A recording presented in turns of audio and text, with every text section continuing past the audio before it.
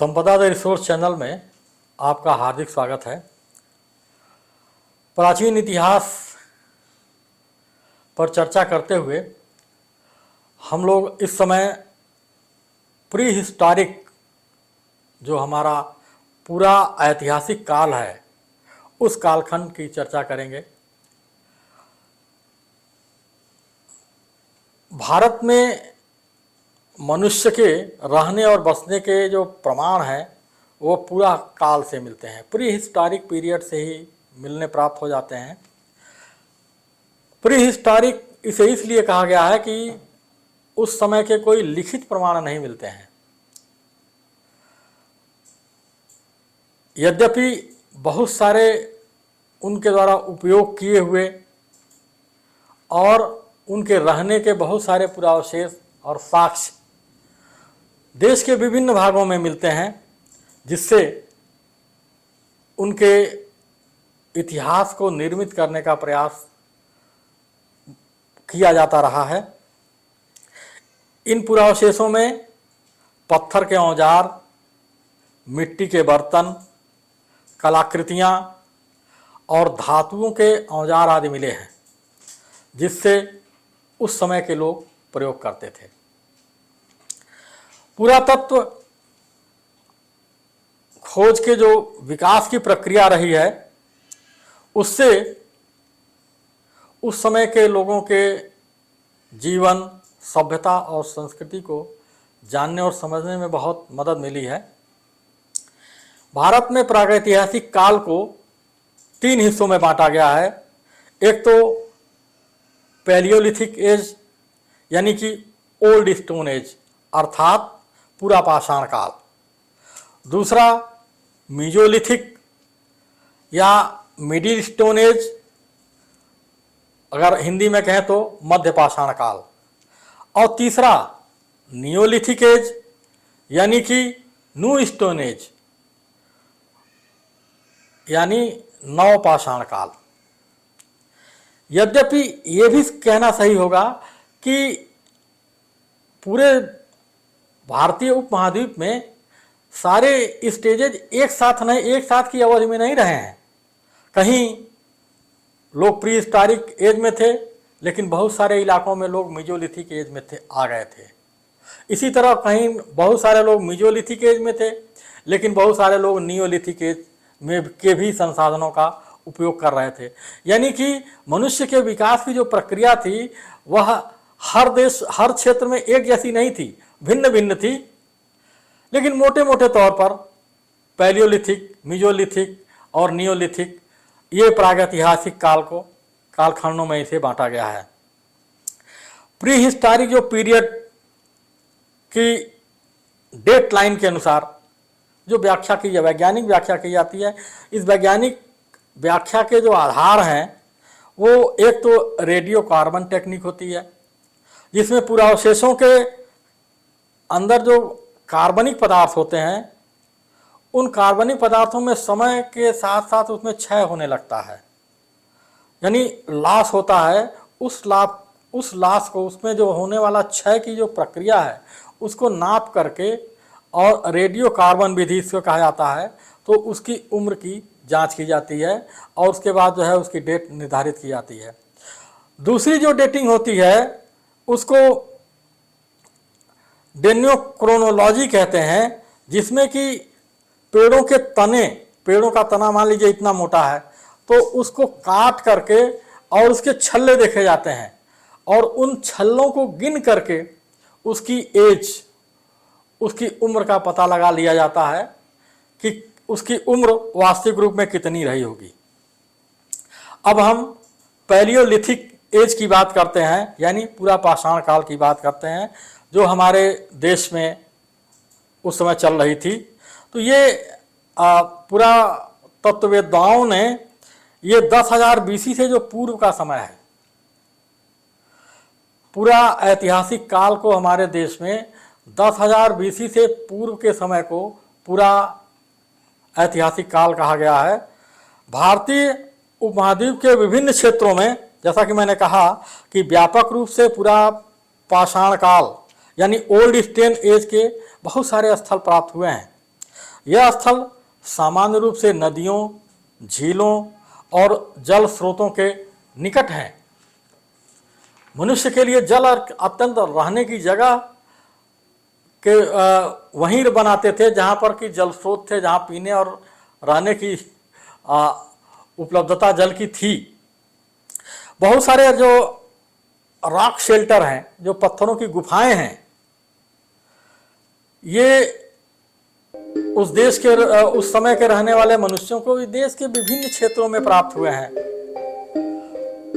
जो उस समय के मनुष्य थे वो घास फूस की और पत्तियों की बनी हुई झोपड़ियों में भी रहते थे।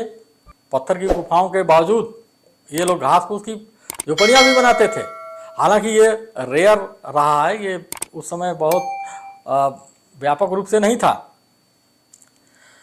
जो हमारे देश में ओल्ड स्टोन एज की, पूरा पाषाण काल की जो बहुत सारी महत्वपूर्ण साइट्स हैं, तो उत्तर पश्चिमी भारत में सोन नदी की घाटी और पोगवार के जो पठार हैं। इसके अलावा उत्तर भारत में शिवालिक की पहाड़ियाँ, मध्य प्रदेश में भीमबेटका की गुफाएं, मध्य प्रदेश से की राजधानी भोपाल से लगभग 35-40 किलोमीटर दूर है, भीमबेटका की गुफाएं हैं। इसी तरह नर्मदा घाटी में आदमगढ़ पहाड़ी, आंध्र प्रदेश में कुरनूल और मद्रास के निकट अत्तिराम पक्कम, ये कुछ क्षेत्र जो है प्राप्त हुए हैं। ओल्ड स्टोन एज में जो मनुष्य के भोजन की व्यवस्था थी वह बिल्कुल प्रिमिटिव थी। वे भोजन के लिए जानवरों का, छोटे जानवरों का शिकार कर लेते थे, बड़े जानवर भी थे तो उनका शिकार करते थे, और इसके अतिरिक्त जंगलों से जो कंद मूल फल उसका संग्रह कर लेते थे। शिकार के लिए हाथ भर लंबी खुरचनी, हैंड साइज फ्लेक ऑफ जो है वो लार्ज साइज की जो पेबिल हैं, पत्थरों के टुकड़े, उनका प्रयोग करते थे। पत्थर के हथियार, और वो कठोर पत्थर होते थे जैसे क्वार्जाइट के बने होते थे। इसके लिए ये प्रस्तर खंड जो है वो नदियों की तलहटियों, नदियों की जो घाटियाँ थी वहाँ से प्राप्त करते थे। अब बारिश के दिनों में पहाड़ों से कठोर पत्थर जो बह कर आते थे, उन्हीं पत्थरों को वो हथियारों के रूप में अपना यूज करते थे। हालांकि वो उस समय कौन सी भाषा बोलते थे या किन संकेतों का प्रयोग करते थे, उन संकेतों के बारे में बहुत जानकारी प्राप्त नहीं हो पाई है। लेकिन आगे चल कर के इस समय में उन्होंने जानवरों के पालने और खाद यानी क्रूड पाट जो है वो बनाने लगे थे, और कुछ पौधों को उगाने की शैली भी उन्होंने विकसित कर ली थी। जो जंगलों से वो फल फूल और कंदमूल इकट्ठा करते थे, कुछ अनाज के पौधे भी उन्हें दिख गए होंगे, तो उन्हें उगाने की भी टेक्निक उन्होंने शुरू कर दी थी, और इससे उनकी जीवन शैली में एक अंतर आया। भीमबेटका की गुफाएं अगर आप देखिए, मैं वहाँ जा चुका हूँ, तो वहाँ उन भीमबेटका की गुफाओं में अगर आप देखें तो अन्य चट्टानों पर, गुफाओं में वो पेंटिंग्स प्राप्त होती हैं, और बहुत ही आकर्षक पेंटिंग है वो। उस समय के मनुष्यों के जो क्रियाकलाप हैं वह साक्ष्य वहाँ पर प्राप्त होते हैं। तो ये 10,000 से एडी से जो 10,000 बीसी से पूर्व का जो काल है वो पूरा पाषाण काल कहा जाता है, और मनुष्य धीरे धीरे विकास की एक सतत प्रक्रिया में था। अब हम चर्चा करेंगे मिडिल एज की, जो मिडिल स्टोन एज है यानी मीजोलिथिक एज है, इसे मध्य पाषाण काल कहते हैं। मध्य पाषाण काल में आप देखिए, ये इसका जो समय है वो 10,000 से लेकर के 6,000 बीसी तक माना गया है। यह पैलियोलिथिक एज और नियोलिथिक एज का ये संक्रमण काल रहा है। जैसा कि मैंने पहले भी कहा था कि देश के हर हिस्से में एक साथ ही ये समय नहीं शुरू हुए थे, इसको कैटेगराइज किया गया है। तो ये एक संक्रमण काल का दौर मीजोलिथिक को माना जा सकता है, पैलियोलिथिक और नियोलिथिक के बीच का। मीजोलिथिक काल के जो अवशेष हैं वह गुजरात के लंघरज, मध्य प्रदेश का आदमगढ़, नर्मदा की घाटी वाला, और राजस्थान, उत्तर प्रदेश और बिहार के कुछ क्षेत्रों से प्राप्त होता है। इसमें पत्थर की गुफाओं में वो जो रहते थे वहाँ पर बहुत सारी पेंटिंग और एक जो है उनके सामाजिक और सांस्कृतिक जीवन की जानकारी इनसे प्राप्त होती है। मीजोलिथिक स्थलों से विभिन्न प्रकार के पत्थरों के हथियार भी प्राप्त होते हैं। ये छोटे आकार के हैं और मानव निर्मित 5 सेंटीमीटर से बड़े नहीं हैं। इन्हें माइक्रोलिथ कहा जाता है, यानी लघु पाषाण। जो भोजन की व्यवस्था का इनका व्यवहार था वो हंटिंग और गैदरिंग का जो पैटर्न था वो चलता रहा। जैसा कि पूरा पाषाण में काल में था वैसे ही वो जो है जानवरों की हंटिंग करते थे, जानवरों का शिकार करते थे और कंद मूल फल जंगलों से इकट्ठा करते थे। इसमें बड़े जानवरों के बजाय छोटे जानवरों पर ज़्यादा कंसंट्रेट हुए और इसके साथ ही साथ मत्स्य पालन और मत्स्य आखेट यानी कि नदियों से और झीलों से उन्होंने मछलियों का शिकार करना भी शुरू कर दिया था। एक जो बहुत महत्वपूर्ण प्रवृत्ति यहाँ से विकसित हुई कि धनुष बाण का प्रयोग शिकार के लिए करने लगे थे मीजोलिथिक एज में।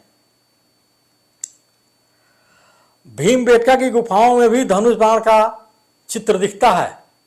जैसा मैंने पहले कहा कि मीजोलिथिक या पैलियोलिथिक एज जो है वो एक साथ हर जगह नहीं शुरू हुई, तो वहाँ पर भीमबेटका की गुफाओं में हालांकि वो पैलियोलिथिक एज की मानी जाती हैं, लेकिन वहाँ भी गुफाओं में जो चित्र बने हैं उसमें धनुष बाण है। इस क्षेत्र में इसमें एक बात और भी हुई कि मनुष्य ने एक क्षेत्र विशेष में अधिक काल तक रहने की प्रवृत्ति विकसित होती है और इससे एक लाभ यह हुआ कि पशुओं के पालने की प्रक्रिया यहाँ पर शुरू हो गई और इसके बाद फलदार वृक्षों को लगाने की यानी हार्टिकल्चर और प्रिमिटिव फार्मिंग। मीजोलिथिक एज में प्रारंभिक खेती उन्होंने कुछ जंगल में उगे हुए, मैदानों में उगे हुए कुछ पौधों के जो फसल दाने थे उन दानों से पुनः नई खेती उनको उगाना जो है उसकी प्रक्रिया शुरू कर दी। इनके आवास स्थलों से जो विभिन्न तरह के जानवरों की हड्डियां मिली हैं उनमें कुत्ता, हिरन, जंगली सुअर और शुतुरमुर्ग।